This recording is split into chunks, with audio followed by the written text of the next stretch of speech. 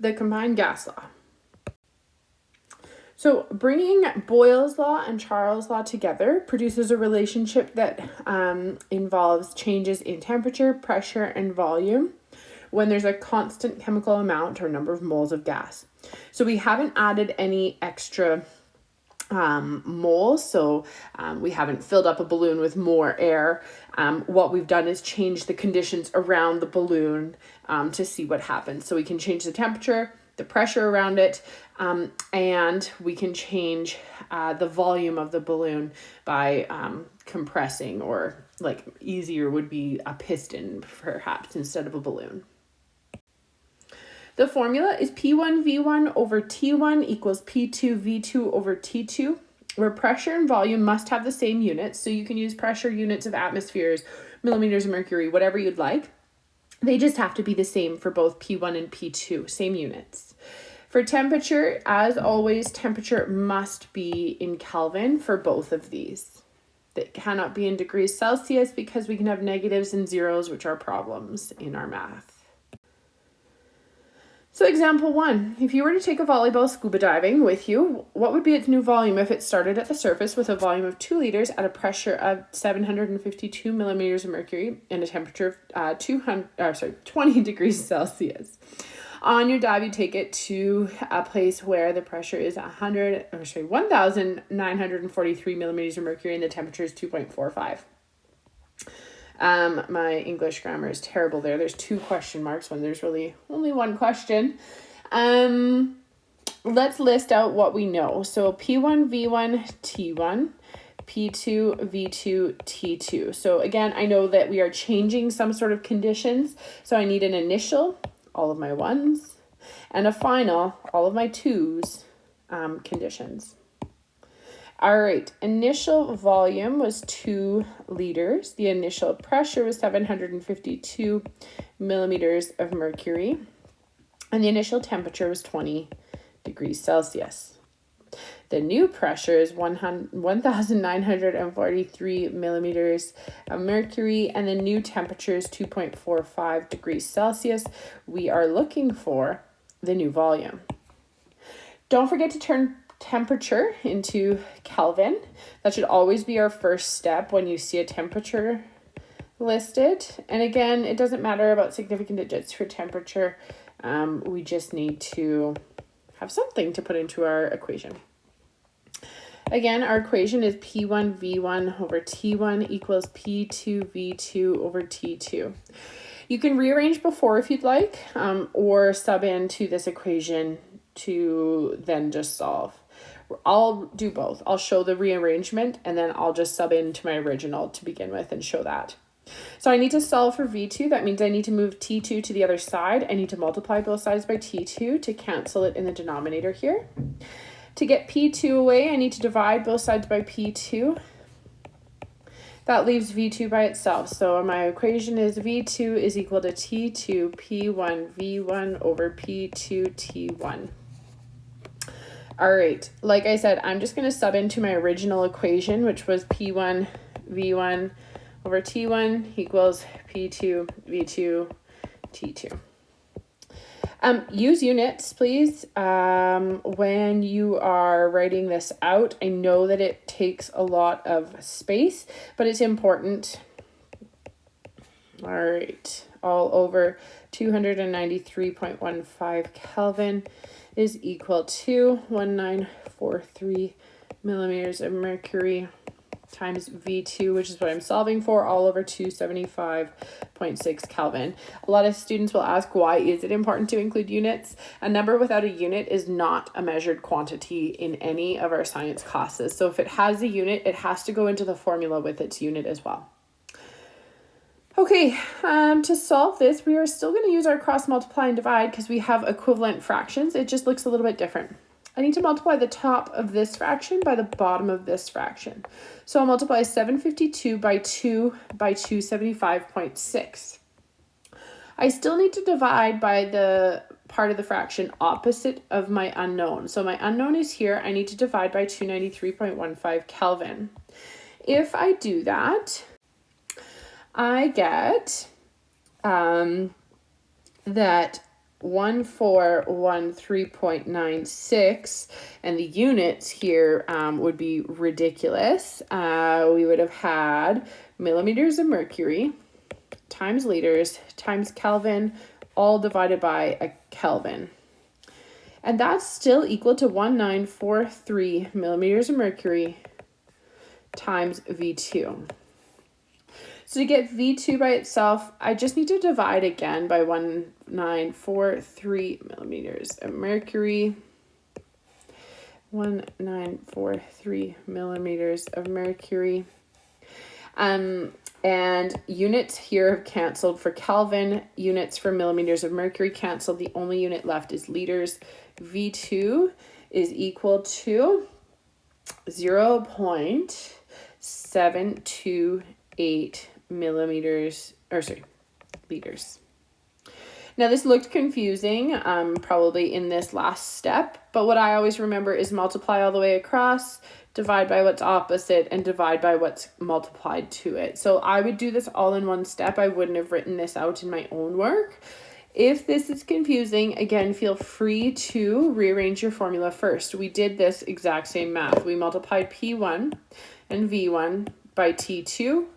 We divided by T1 and P2.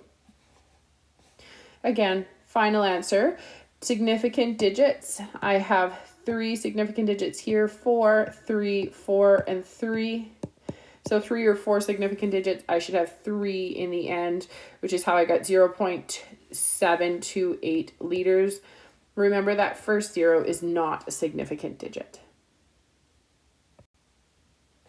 Example 2, a mountaineer climbs Mount Everest and brings a 0.75 liter camp stove fuel, which is compressed gas, with a pressure of 4 atmospheres at 30 degrees Celsius. Again, why is there a question mark here? As she reaches the summit, she notices that the pressure in the canister has been decreased to 2.20 atmospheres and the volume has increased to 1.15 liters. Danger, danger. What is the temperature at the top? Our canister probably doesn't actually expand, but here we are. Okay, so P1, V1, T1 for our initial conditions, P2, V2, T2 for our final conditions. Initial pressure of our canister was 4 atmospheres. The volume was 0.750 liters, and the temperature was 30 degrees Celsius. Our new pressure is 2.20 atmospheres. The new volume is 1.15 liters, and T2 is what we are solving for. Again, our formula that we're going to use, that's T1, is P1 V1 over T1 equals P2 V2 over T2. In this case, we're solving for T2. If you want to rearrange your formula to solve for T2, the first step is we need to multiply it out of the denominator. We can't solve for something in the denominator. So we're going to get T2 P1 V1 all over T1 equals P2 V2. To get T2 by itself, I need to multiply both sides by T1, canceling T1 here. And I'm going to divide by P1 V1 to get that away. We'll be left with T2 equals P2 V2 T1 all over P1 V1. As per usual, I prefer to sub into my formula before I rearrange. And because we have equivalent fractions, I prefer that. Okay, temperature is 30 degrees. That makes it 303.15 Kelvin. Subbing that value in, we have 4.00 atmospheres times 0.75 liters divided by 303.15 Kelvin is equal to 2.20 atmospheres times 1. Oh my goodness, extra brackets all over the place here. Liters, there shouldn't have been that one there either. And this is all over T2. This is a nice, easy cross multiply and divide. So we're going to cross multiply all of these values together. And we will divide by all of this multiplied together first. So make sure you've got some brackets. All right, in the end, I got that T2 is equal to 256. Now the unit here because we're solving for temperature, in our formula is Kelvin initially. This probably means nothing to you, so I would typically turn it into a degree Celsius. Our final answer, let's look at significant digits. There's 3 here, 3, 2, 3, and 3. We should have 2 significant digits for our temperature. When I subtract 273.15 from this, I ended up with negative 18 degrees Celsius.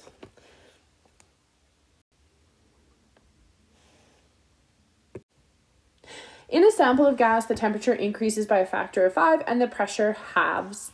What is the change in volume? So this is one where we aren't given any values, so we can kind of make it up using this information. All right, so listing it out, P1, V1, T1, P2, V2, T2.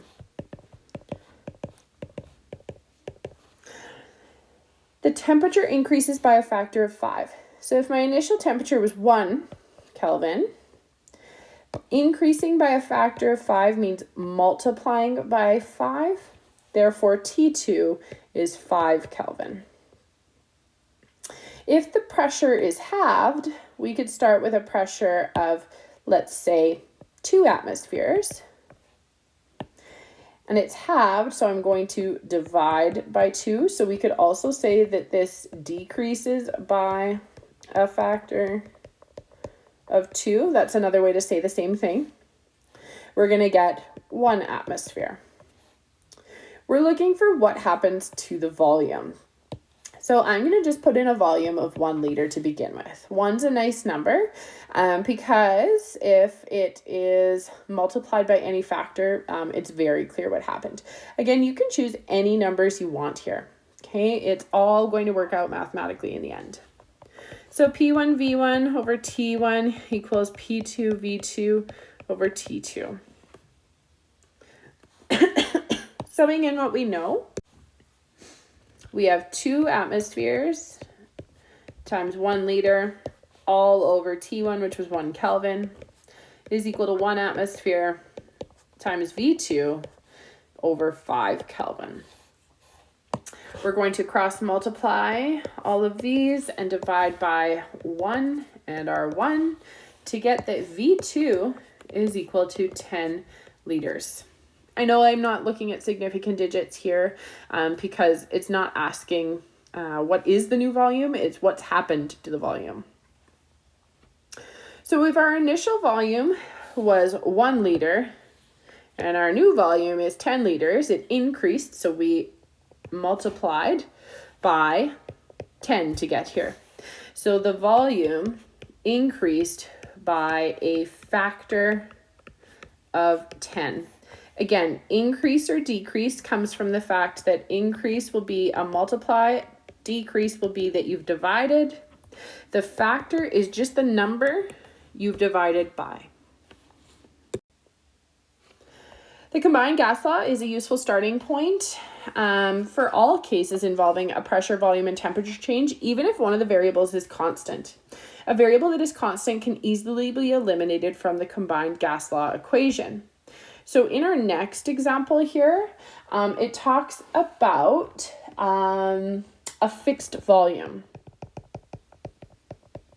Therefore, volume cannot change. So what we have for our initial volume would also be equal to our final volume. If we put that into our formula here, it means that technically I can write this as P1 V1 all over T1. P2, my volume in the end, is still equal to V1. So I can put V1 in for that all over T2. And if I divide both sides by V1, they cancel. If I'd looked at my original formula here and tried to divide by V1, they don't cancel on this side. V2 and V1 weren't the same, so they didn't cancel. So when something is constant, we can say that it didn't change from its initial and it can be canceled out. This is how we ended up with Boyle's law. P1 V1 is equal to P2 V2. They've canceled t's. This is also how we ended up with our Charles law. V1 over T1 equals V2 over T2. We've canceled the p's.